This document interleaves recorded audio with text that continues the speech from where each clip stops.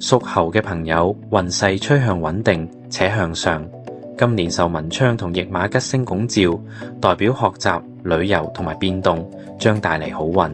事業上利於發展海外市場、出差或者調派，亦都有利於文職同創意工作者提升名氣。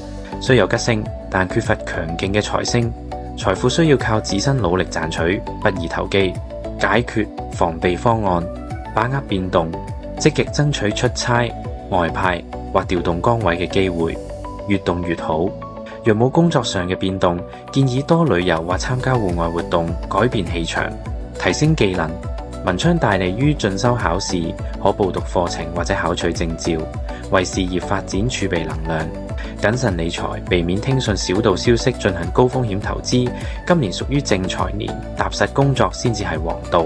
感情維繫，驛馬星動，易忽略伴侶或家人，多主動關懷，避免聚少離多，導致感情疏離。